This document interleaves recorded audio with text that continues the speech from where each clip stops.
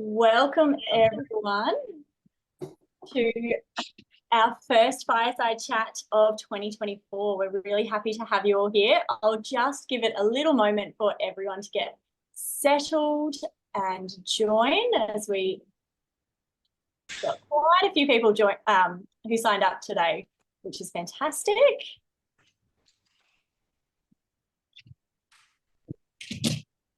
Right, so I'm just going to share my screen as well. We've got a couple of slides to go through to begin with, and then we will jump into our Q&A. So, Michelle, I'll just double check that you can see my screen there. Yep, all good. Fantastic. Okay, so welcome everyone to our first Fireside Chat of 2024.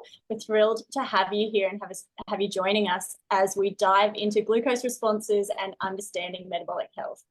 As we get started, I'd like to begin with acknowledging the traditional owners of the land in which we meet today.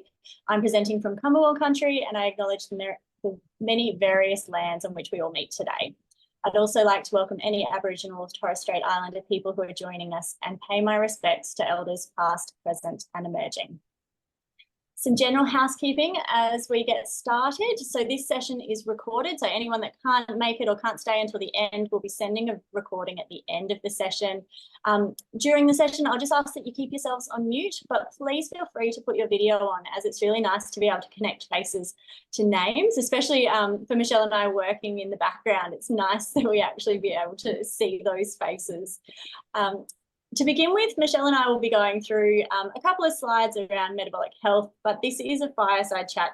So we'll be stopping and starting, asking a few questions as we go. So if any questions come up for you during the session, please feel free to put them in the chat section as we go, but we'll be having a dedicated Q&A session right at the end. So Michelle, I'll get you to go through our overview today, if you'd like to.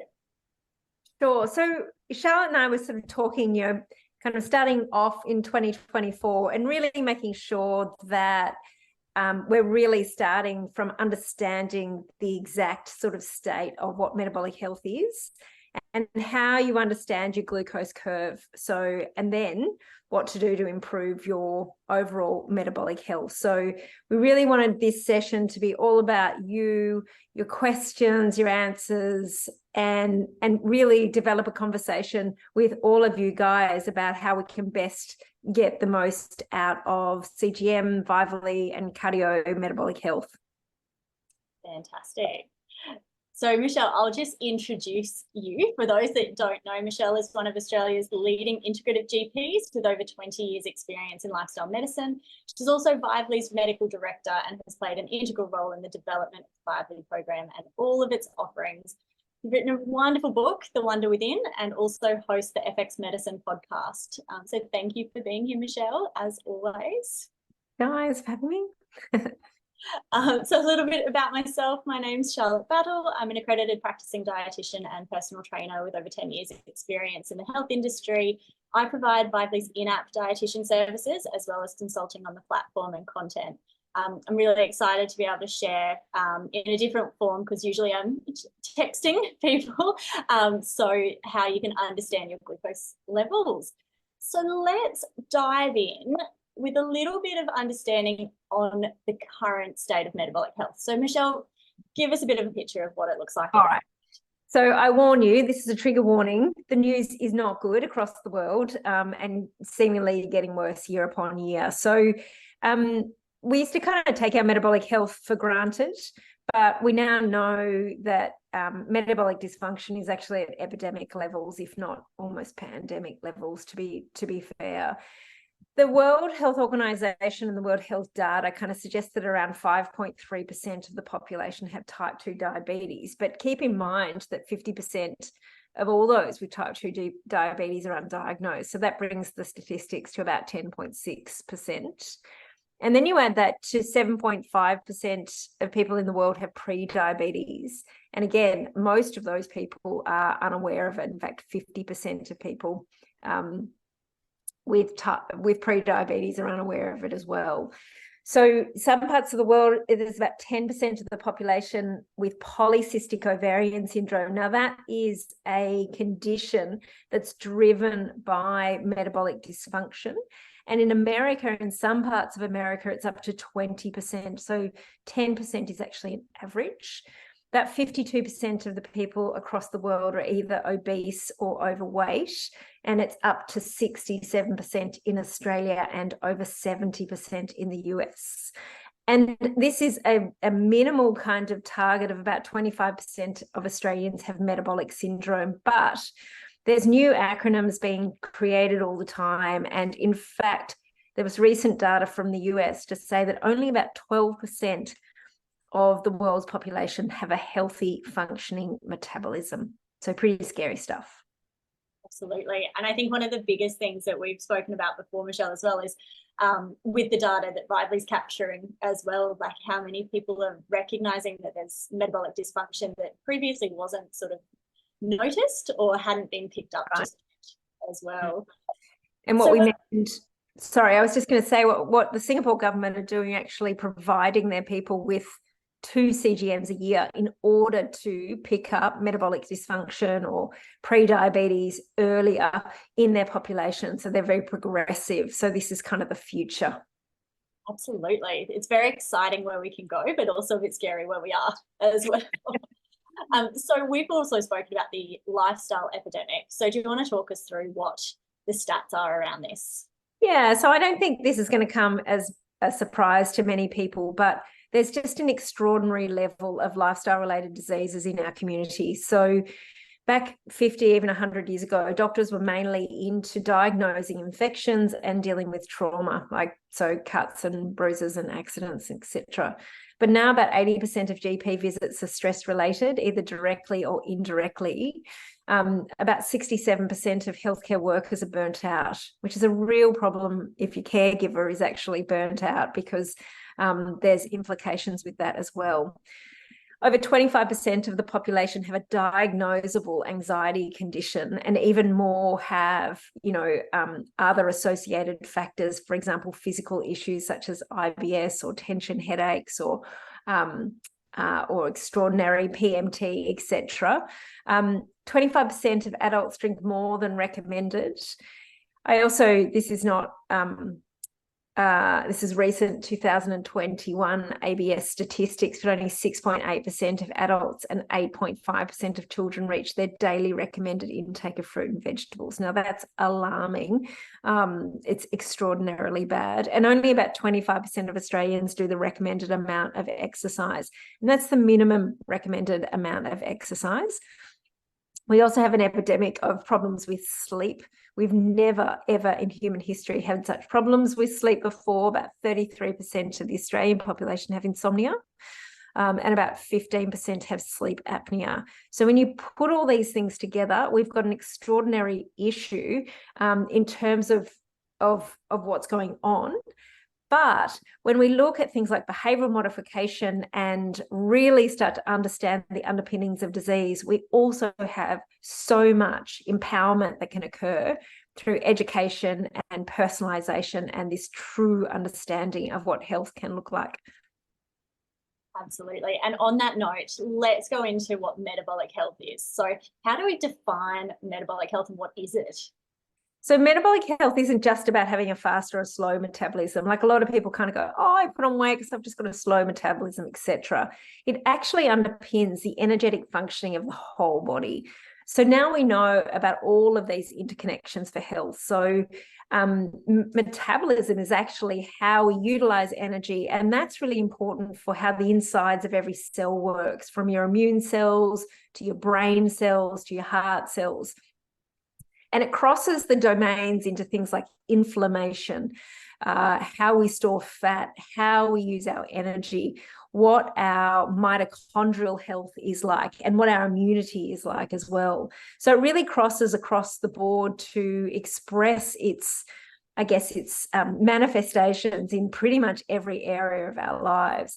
And the ways that we kind of look at that is things like blood glucose levels, which is a key, what we call homeostatic mechanism, which means it's like a key mechanism for how the body balances itself. And also things like blood pressure, cholesterol levels, but things like waist circumference, muscle health, so how much muscle bulk you have. And then, of course, like things like visceral fat is also really important. So the impact of metabolic health is very, very wide and affects every single organ across the body. So we at Vitally talk a lot about glucose. So why are we focusing on that in the broader scheme of metabolic health?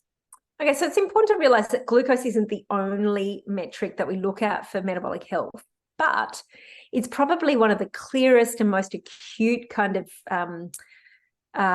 adaptable homeostatic levels. So homeostasis essentially means how the body balances itself. And the body loves to be in balance all the time. So when we look at glucose, if it's in really good, nice, stable levels, it can represent that the body is not under pressure. It's not having low blood glucose or high blood glucose. And what we know is that when the glucose levels spike or go up and they go down, it actually causes a lot of stress on the body. And we call that oxidative stress. So it's kind of a chemical stress. And what oxidative stress does, that puts a big strain on mitochondria. Now, for those of you that are not kind of sciencely minded, the mitochondria are almost like the lungs inside our cells. So they produce these kind of chemical energy molecules. And if they don't work very well, then we don't produce energy very well. And we start to get problems with kind of buildup of toxins. We get damage to our DNA that produces inflammation. All sorts of things happen as well. So we really want to try and keep glucose levels nice and stable as a key marker for what we can do about a basic kind of component of metabolic health. So what we know is when we have glucose levels go up and down, we start to have problems with insulin levels going up and down. And what we know is that insulin levels going up and down is incredibly damaging to the cells. And that's something that's really, really critical, because before we see any problems with glucose, for example, before we diagnose type 2 diabetes, it's usually 10 to 15 years before that diagnosis that insulin levels are usually abnormal. And so by looking at insulin resistance, we can really pick up disease before it actually becomes a dysfunction, in the way that we kind of understand it. And we know that when we've got problems with insulin, it's associated with so many different disease forms, from cataracts to brain fog to cognitive impairment, things like arthritis, etc., fertility. And it also has transgenerational impacts. So the insulin levels of the mother will impact the insulin levels of their offspring as well. So it's a big deal.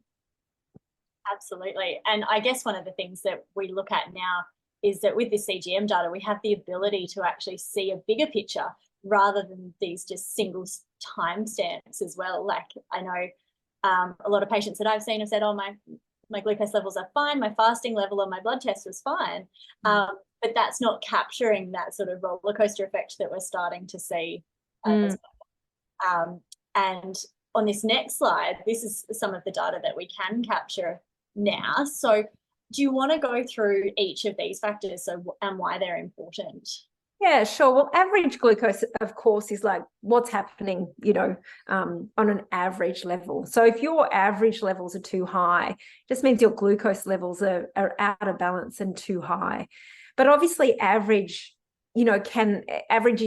glucose is not really the only marker we want to look at, because if you're having high levels and low levels, it's going to equal out your average glucose result, and it can actually look normal when in fact there may be a bit of a hidden problem.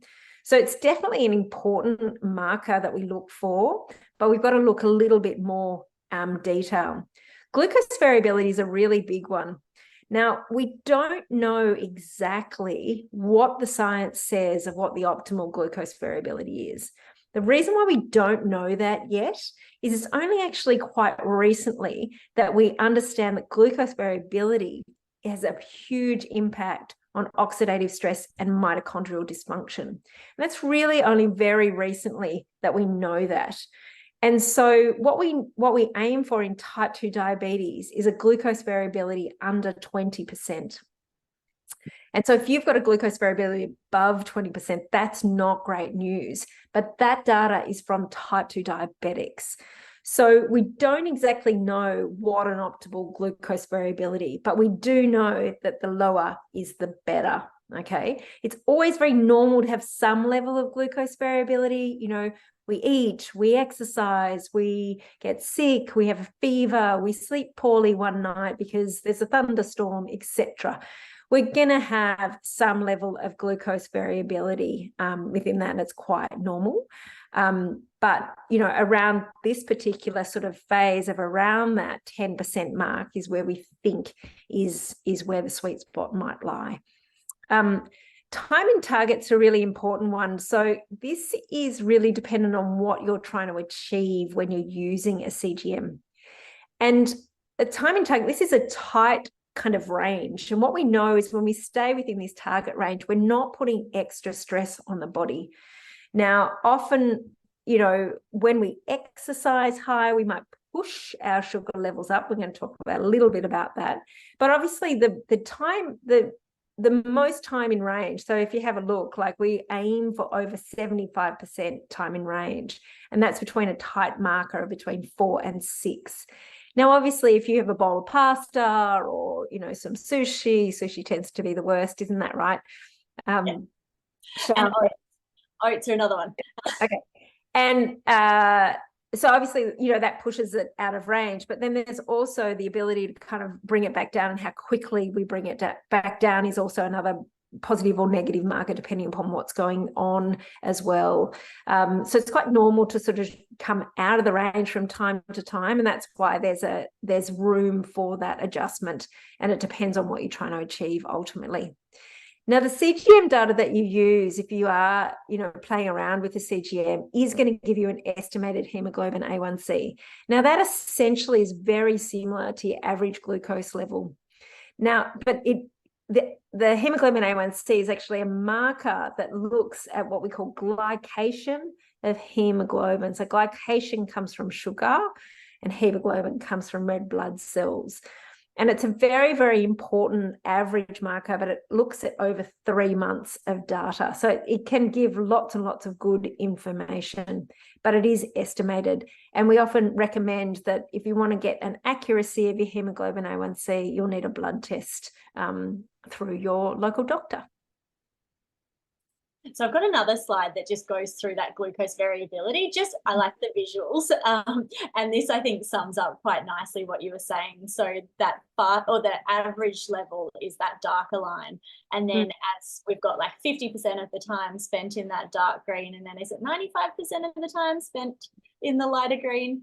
And you can see how this reflects our HbA1c, for example. So the other thing that I think that you were talking about was how if we're having lots like high glucose variability, it could actually show the same HbA1c. That's right.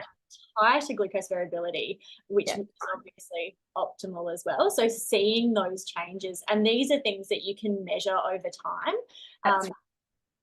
So these are the graphs that I look at every day, and seeing particularly over time to see where can we target these interventions, where do we need to spend the most time or energy to reduce that variability. So for example, on this one with the high glucose variability, for this person, we focus mostly on that evening after dinner, nighttime levels, versus this is actually the same person after a couple of months and their data. So they were able to really tighten it up quite a lot. But it just allows you at the end of your 2-week period with a CGM to really focus in on what's most important for you. And it's different for everyone as well, which is the awesome thing about this sort of thing. So next, with our post-meal curve. So this is what we tend to get a lot of questions about, like that 2-hour window. What is it that we're looking at? Because we've looked at the averages, now looking at that specific meal. Yeah, so area under the curve is a kind of mathematical way of having a look at, I guess, the size of your peak. And so essentially, if you've got a baseline that's flat, as the curve goes above that baseline, depending on how high it goes or how quickly it comes down versus how long that might take. So it kind of accounts for how high it goes and for how long it goes. And that gives you much more of a picture of how effective your body is at adapting to the meal that you're giving it. And so obviously the higher the area under the curve, usually the longer it's staying out of range, for example.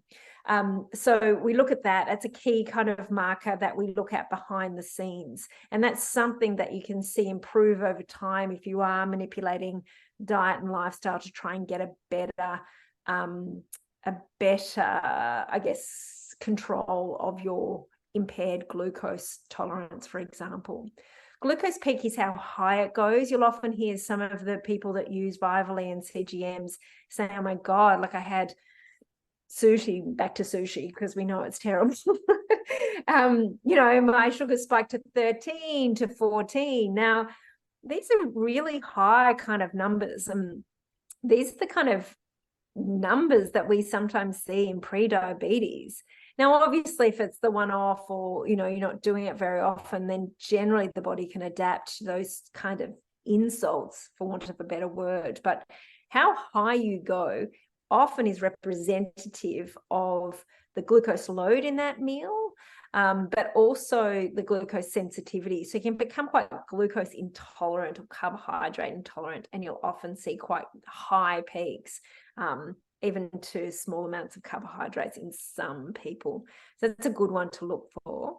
Sorry, go add to that, because sometimes we don't actually talk about the numbers. So some of the research is showing to have the least amount of oxidative stress or stress on the body, a rise of 1.6 millimoles from the baseline, which is basically before you started eating, 1.6 to then return to baseline within that sort of 30, 40, 60 minute time frame.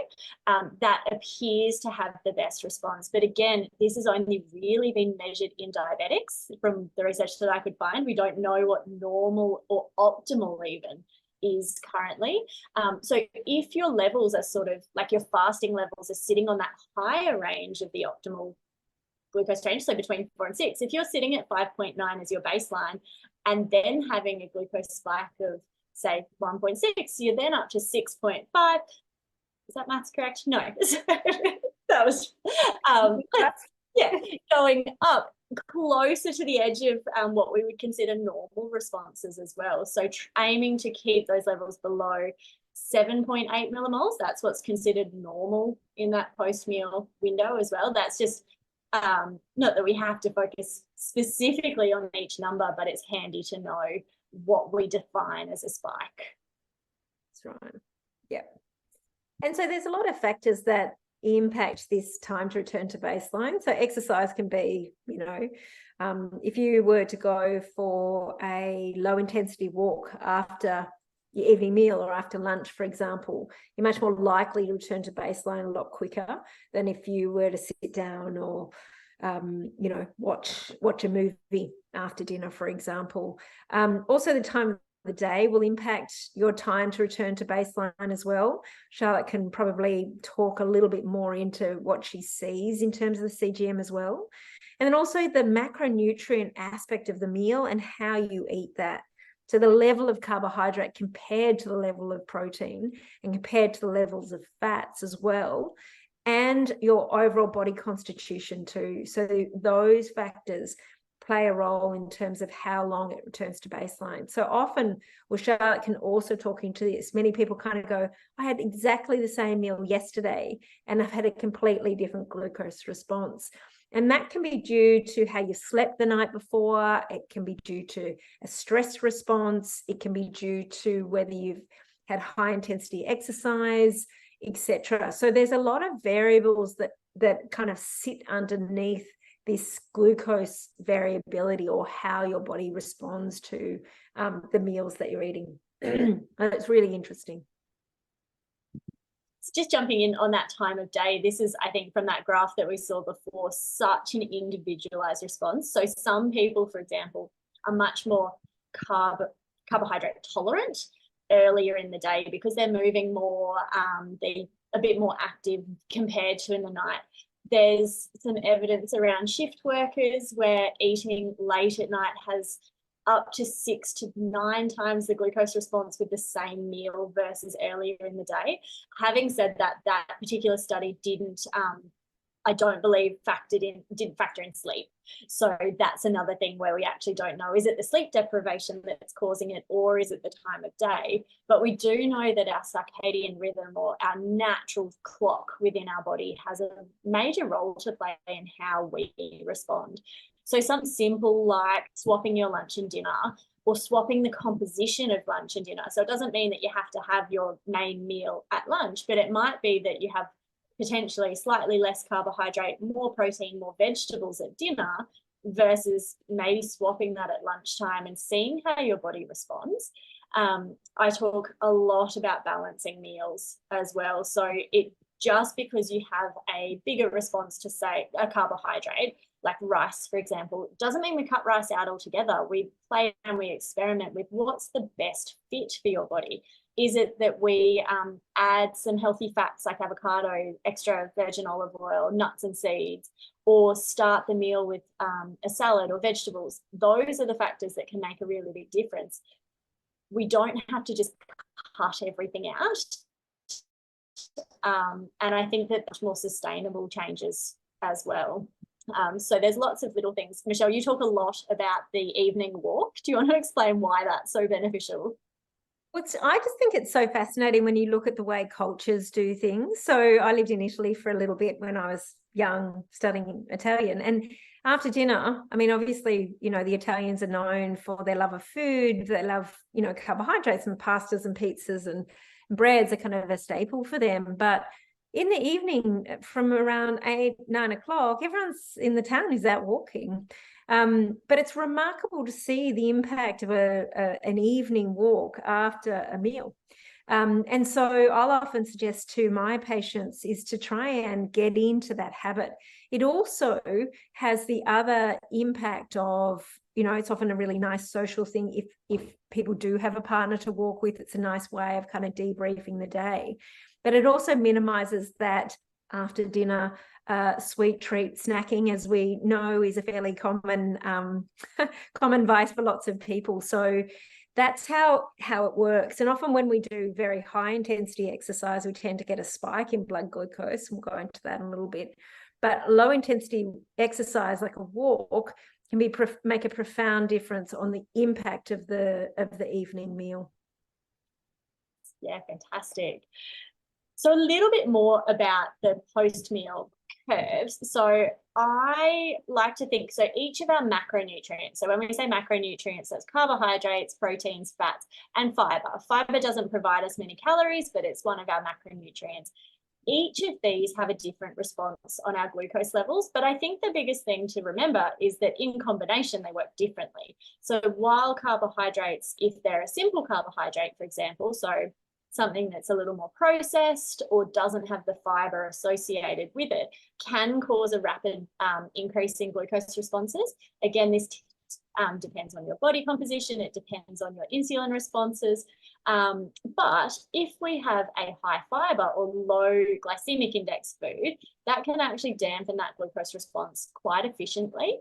But the other things that we need to make sure is that once we add protein to that meal, again, that makes us feel fuller quicker. So it increases what we call satiety, slows down our glucose absorption to stabilize those glucose levels.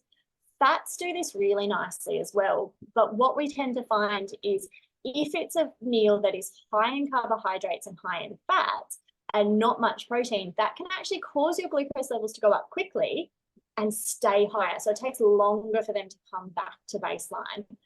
So that's where I don't believe any one of these macronutrients is better than the other.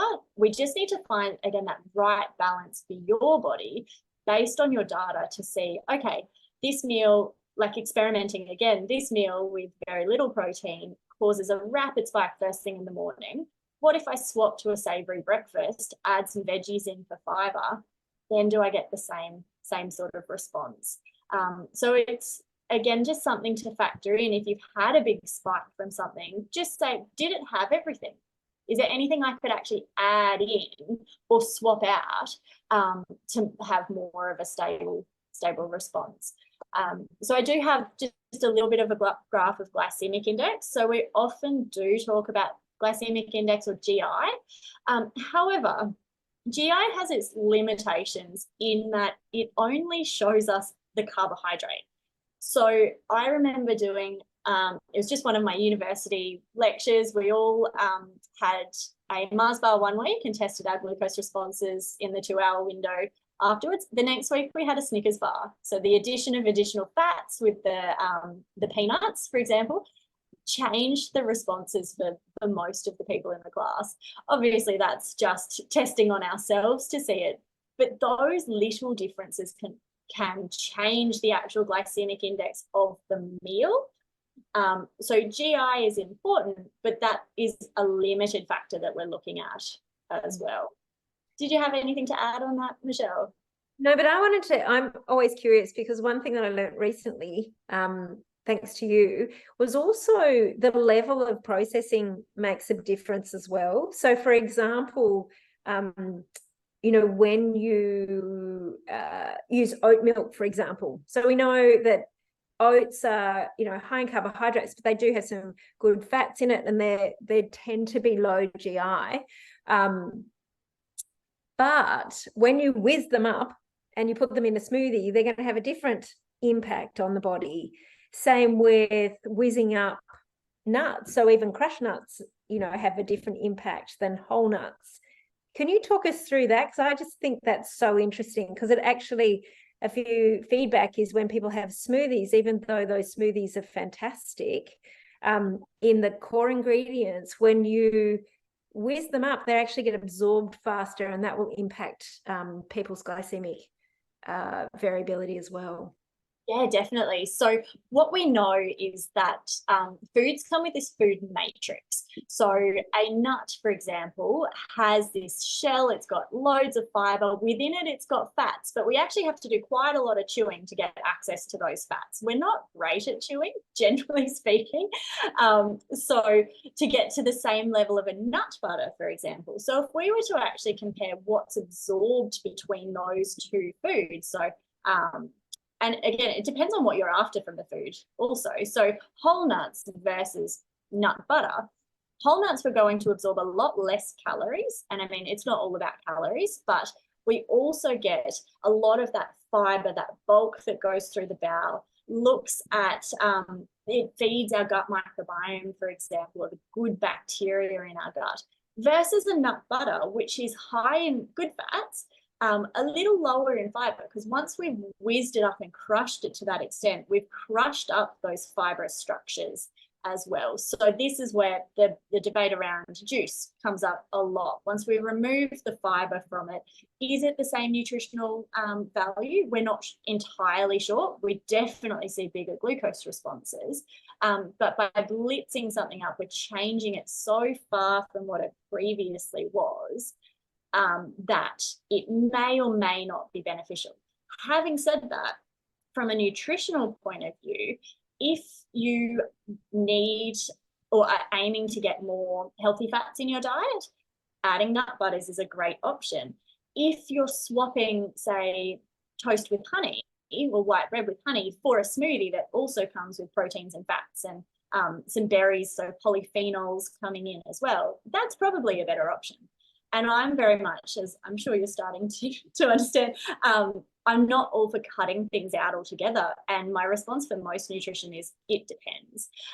So if we're comparing an ultra processed food to a smoothie, I'm like, well, a smoothie's not that bad. In fact, it can provide a great vehicle to get lots of nutrition.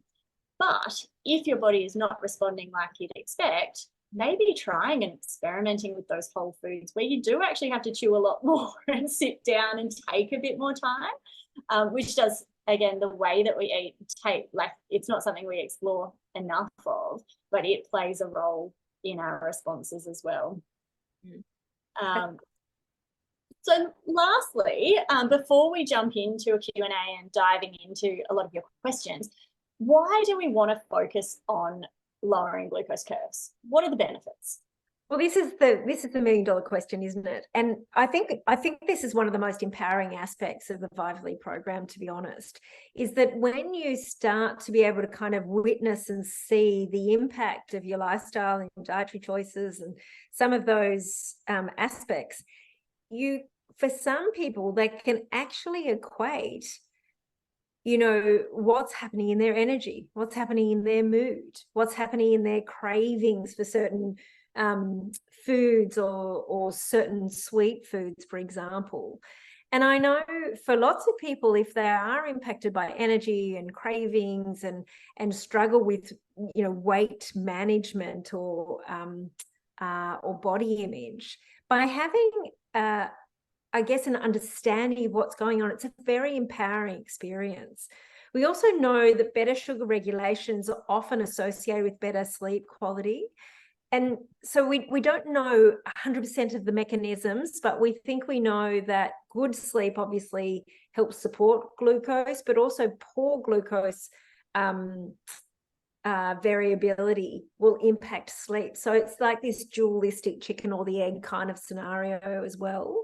We know that getting better glucose metabolism is actually associated with less cognitive decline. In fact, they're calling dementia type 3 diabetes now, so type 3. So there's probably some particular underlying mechanisms as to why somebody might get type 2 diabetes versus type 3 diabetes.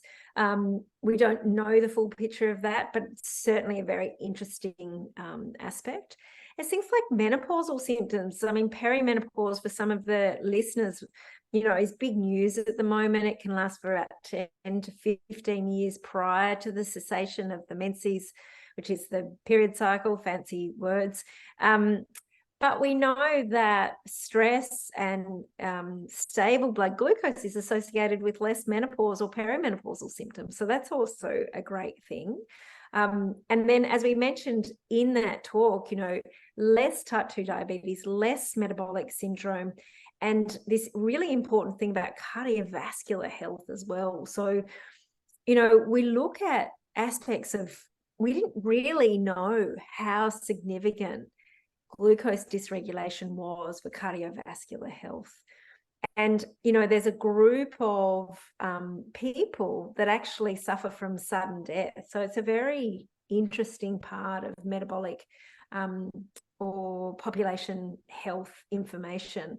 And so glucose could be the missing link for that. But we definitely know that even if you stabilize blood sugar levels with medications in type 2 diabetes, they keep getting dips, highs and lows, even though the average glucose has improved. They still have that high risk of cardiovascular disease. So it really has a lot of impact on not only longevity or lifespan, but also health span. So it actually makes you feel better on a day-to-day level. And that is empowering because we can then really attach our behavior to how we feel. We can then build better habits longer term. Fantastic. So there's a lot of good reasons why we should be looking at this. We are now going to open it up to our Q&A. So if you've got questions, please feel free to pop them into the chat.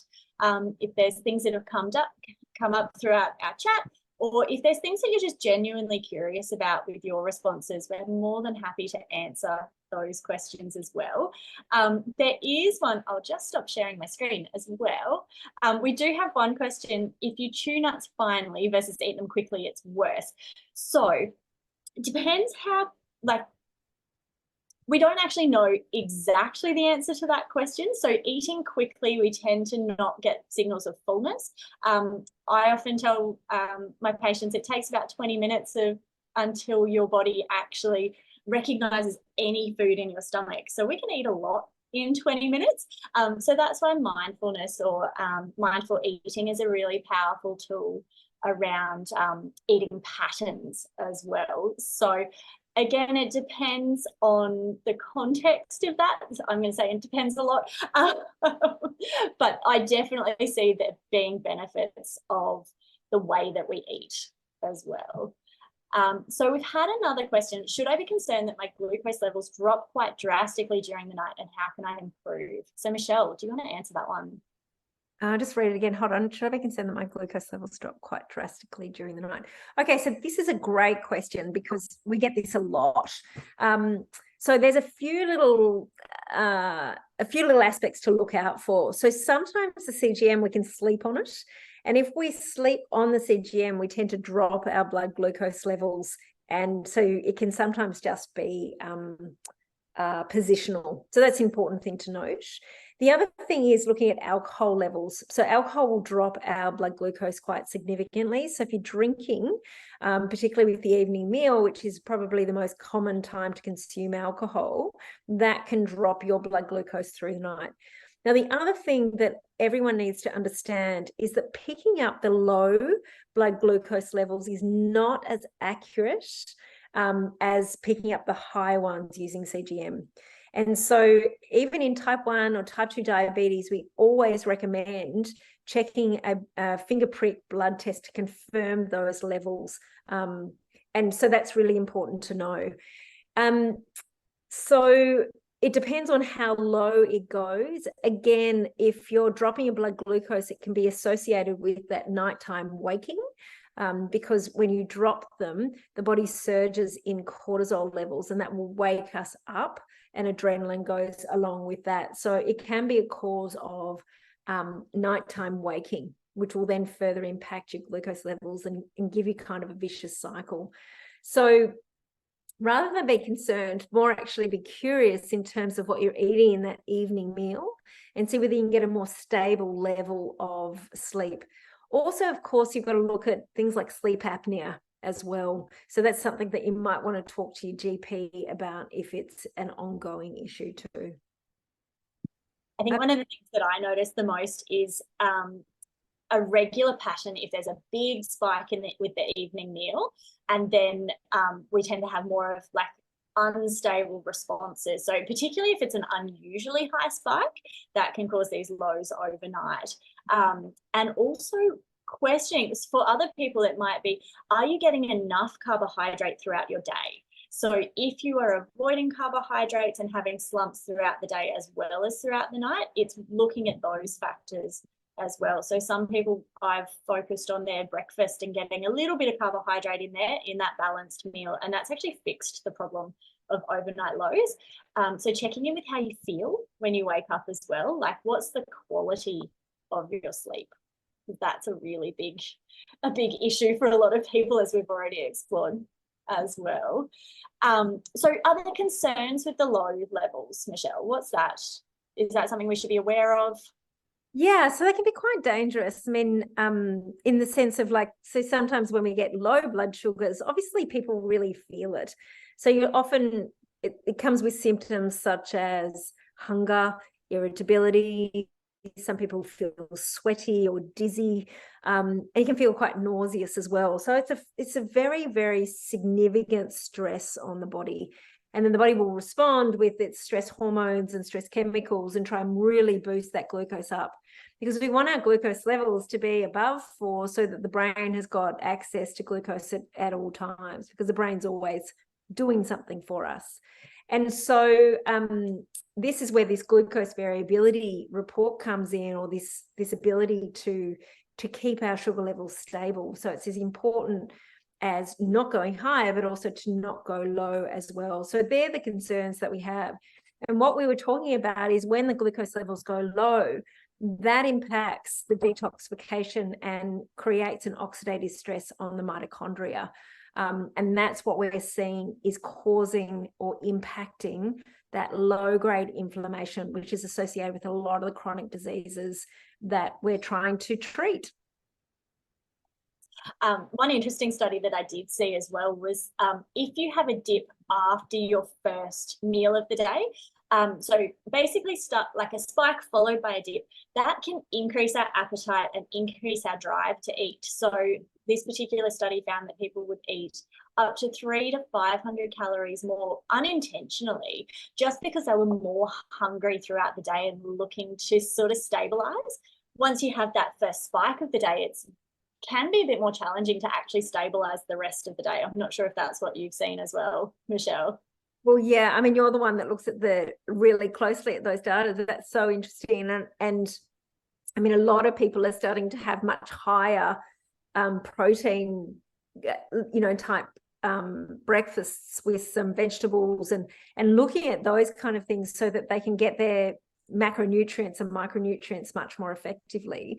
I mean, many of us have been brought up on high processed cereals for breakfast, and still people think that they are a very healthy choice. And we're really having to myth bust a lot of these issues that came really from commercialization and quite poor dietary advice that's been going around since the 1920s. So, I think it depends on people's overall metabolism and whether they're exercising in the morning and how they have slept. But I just think that advice to try a high protein breakfast, particularly, I've been suggesting it to my patients that are in that perimenopausal time, particularly because there is some issues with increase of weight gain around that time. I think the other factor as well is that muscle loss. So as we get older as well, there is that muscle loss, or the fancy word sarcopenia, that is a real risk factor. So if we're not able to meet our protein requirements with the exercise required to keep the muscle as well, it's a big risk also. Absolutely. I mean, I think for everyone listening, the more exercise that you do, the more protein you require. So a lot of people are getting into these very hefty exercise programs, which are making them feel, fantastic and energized, and that's all fantastic. But they need to replace that level of protein so that they don't actually cause cellular damage from that. And that's where getting an appraisal of your lifestyle and what you're eating can be just so profound to change both appetite regulation, but also muscle and cellular repair as well. So we've had a specific question around a glucose spike with HIIT training, so high intensity training. So a level from 6.5 to 9.5 on average, and taking about an hour to return to base. Is this something to be concerned about? So no, it's not. The reason why we have a glucose increase is that you're using up a lot of glucose when you're doing high intensity exercise at any cost. And so the body has to start to make exercise and release it from the muscle in which to kind of keep up with the amount. I mean, it's quite alarming. And we know, I know some of my type 2 diabetes patients will refuse to exercise because their glucose goes up. But really what you'll find is that with that higher spike up to 9.5, hopefully over time, depending upon what you are trying to achieve, whether fat loss is something that you're considering, or increased fitness and muscle strength is something that you're looking at, should come down to, I guess, more moderate levels over time. Exercise is one of those areas that is just so fascinating. For anyone that hasn't seen it, we did have Kate Save, a dietitian, on early last year. And she was talking all about exercise. So I do encourage you to check that one out on our YouTube channel. Really interesting information about that as well. So someone else has asked, should we look at glucose levels prior to the 2 hours, as this can spike up and back prior to the 2 hour time frame? So should we be looking at our glucose levels before food as well as after, do you think? Well, yeah, I mean, before food, again, it comes down to certain sort of lifestyle factors, but also what your metabolic health is as a baseline. So a lot of the CGM information that comes will depend so much on your current state of health. There's obviously other aspects, things like, what medications that you use, what your genetic profile is, etc. We're looking at the kind of key lifestyle factors that interact, but there are a couple of other factors that will have to be taken into concern. But your overall average or your baseline levels are important. So if your baseline is kind of hovering at around 5.7, 5.9, it's likely that your average blood glucose or your hemoglobin A1C may be in the higher range. And so what we know, sorry, somebody's got their microphone on. Oh, great. So there's a little bit of preliminary data actually looking at what the optimal hemoglobin A1C is. So hemoglobin A1C over 6.7 is type 2 diabetes. And between sort of 5.9 or 5.9 and 6.7, we are looking at a pre-diabetic range, and anything below that is considered normal. But what we think is that the optimal hemoglobin A1C is between 5.1 and 5.3. So then there's another criteria between 5.4 and 5.7, which is this suboptimal, levels, which are not pre-diabetes, but they're not perfect. And so this is all dependent upon, what we're looking at. The whole reason where you're starting a CGM is to really look at your baseline and to be really able to assess the impacts of your lifestyle on your blood glucose levels. So it's a lot to learn. So your pre-lunch or pre-prandial levels might be important to look at. Okay, but we don't actually know that yet. And this is why I often recommend to my patients to really hook in and get the addition of using Charlotte, because having someone guide you through this this wonder of the world of blood glucose levels can be made so much easier when you've got someone helping you to get into those nuanced areas that are particularly pertaining to you.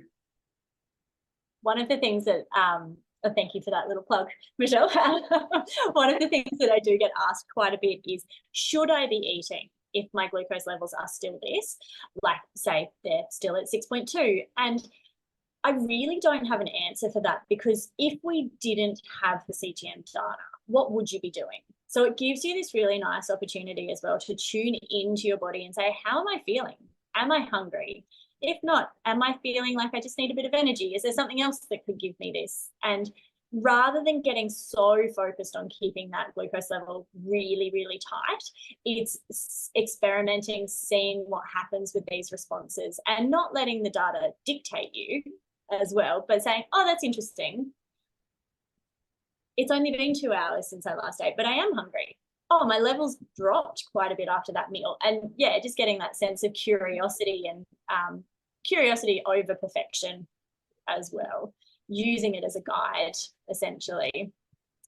Oh, sorry, you go. No, I was just thinking, we're so lucky to be in this technological age, and we're really at the start of really understanding what, I guess, the impact and potentiality of actually having this very real, very personalized, very nuanced, and very alive way of kind of looking inside ourselves. And so we're going to all make mistakes as we first start to kind of use the CGM. We might interpret it, potentially incorrectly. But Charlotte and I, we always have these conversations, and we talk about wisdom before perfection. And so the whole reason to use a CGM is to actually gain this kind of body wisdom. And that's a really important kind of factor. And it does take time, depending upon kind of how well you know your body as you go into this. But also, if we can kind of reframe it to get really excited to actually understand all of the different aspects that impact this really key, this key marker, that can be an important one for lots of people. Absolutely. And I think sometimes as well, the first time is pretty scary as well. Like there's a lot of information that's coming into which you previously didn't have. I know the first time I wore one, I was blown away by the level of detail that I was able to find. And at that time I had a baby who did not sleep. So my data was not ideal. So being able to compare that over time as well. So now, fortunately, my baby sleeps, and so I can see how my body is responding to that now. but yeah, having that self-compassion and kindness towards yourself. So the next question that we've got, Michelle, is, so are there resources for athletes and people who want to optimize nutrition, sleep, and glucose responses for health and performance, especially noting that cortisol and exercise will increase glucose responses? Do we have any current studies that we can participate in? Do you know anything about this? So, I mean, there is a lot of, I guess, up and coming data for athletes and peak performance. Vivally hasn't engaged a huge amount for that because it's really focusing on, I guess, population health and for the non-athletes. So athletes have particular needs, they have particular nutritional requirements, they have, as you mentioned, like the impact of high intensity exercise at that athlete's level does actually cause quite a significant oxidative stress on the body, but the body can learn to compensate with that, and repair mechanisms will change and the way the muscles work will change. And so there's a really, they are a smaller subset of people that require a little bit more detail. And so it's kind of outside the scope of the current Vivally program. But certainly, using it with an exercise physiologist or an exercise-based nutritionist, I'm sure it will give that additional information, but we haven't focused on that. There was a lot of chat at the Sports Dietitians Association conference last year around CGM. I've not reviewed that research, but there's a lot coming out in the space using this technology now as well. So we've got another comment. I noticed that since switching to animal fats, not getting as many high glucose peaks than when I was on vegetable or olive oils, also sleeping better, moods more stable and hungry. Why might that be?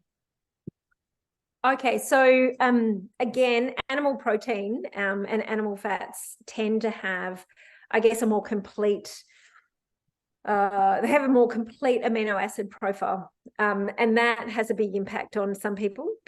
Some people do tend to do much better on animal protein and animal fats as compared to vegetable fats. So that will impact it as well. Sometimes working to your body type. There are people, research is kind of soft in this area as to what actually suits people, and that's why everybody kind of goes back to sort of eating what your grandparents ate. That tends to be a good guide to how your gut biome might be impacting as well. So yeah, I think it's the quality and the wholeness of the food. Sometimes we know that for some people that eat vegan type diets, they can tend to have problems with their blood glucose levels because they're not getting adequate levels of protein, and that helps to stabilize their blood glucose. Even though they're having high nutrient dense foods, may not be enough of that protein and fat level that can stabilize that. But Charlotte, you might have more to add to that question. Yeah, so I think in terms of risk profile, like we often talk about saturated fat being a higher risk fat for cardiovascular disease. However, there is some evidence showing that this is genetic. So based on your genetic profile, that can determine how your body responds to these factors. So it's not something that we necessarily focus on heavily. If you're feeling better on it, fantastic. I think the other factor is if we are reducing these sort of vegetable or increasing, plant-based, I'm losing it, it's dinner time. If we're introducing more animal proteins and animal fats, that we may actually have to look at our fiber load as well. So we're not losing those fiber, again, for the benefit of gut microbiome or fullness or blood glucose responses as well. But everyone is absolutely individual, and the amount of information that we now get from genetic profile is pretty amazing. It's still in those sort of early stages that we don't know what to do with a lot of that information just yet, but in the next few years it's pretty amazing what we're going to know regarding this kind of thing. And I think it's really important, your point to whoever made that question is that you feel better. And to feel better, I often will say to my patients, is just such a significant representation of how your body is working. if you have better energy, better mood, better sleep, more laughter, more ability to want to say yes to a social function, that has just such profound implications on health, but it also means and represents a lot in terms of cellular health, more than any blood test could ever tell you. So if you're feeling better, that is the best information going forward. Well, that is all that we have time for. Thank you so much. There are still some questions that we haven't got to. I'll let everyone know we do have our Facebook community. So if you search for the Vively community on Facebook, if you want to add those questions there, Michelle and I would happily answer them as well. We will be doing one of these per month. So if there are particular topics that you want to cover, we generally like to get some guests on throughout the year as well, that are experts in their field. So please reach out, let us know. It's really great to be able to share this information in this kind of format as well. And I was going to say, we'll keep a hold of the questions that have gone unanswered, and there'll be time in the future for Charlotte and I to come back and do another fireside chat and keep this conversation going. Absolutely. Thank you so much, Michelle. As always, I will see you again next time. And thank you everyone for joining us. Fantastic. Thanks, everyone. Bye.